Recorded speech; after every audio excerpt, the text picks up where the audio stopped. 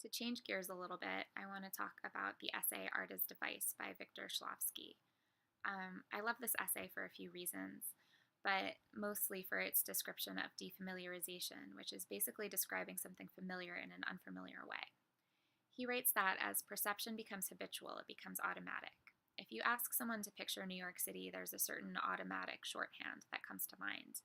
It likely isn't the Flushing Queens that Patricia Park described in Re Jane. Defamiliarization is a way to jolt your reader out of their preconceived ideas. It's a way to make them see what's really there rather than a symbol of it. He gives a few useful examples, like Tolstoy detailing a flogging rather than using the word flogging, or discussing ownership through the eyes of a horse. My favorite of his examples, though, is very simple. Rather than mortar and pestle, he writes pestle and mortar. I don't know about you, but as soon as I hear those words out of their usual order, I hear the objects separately too. And I see them separately.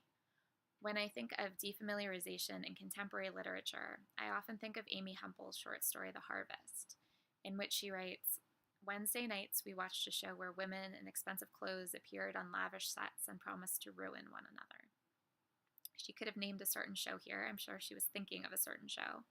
But look at the way she breaks it down and lets it be both more specific and more universal. We all get to fill in a blank in a way that's meaningful to us, but fits with the story too. What do you think about?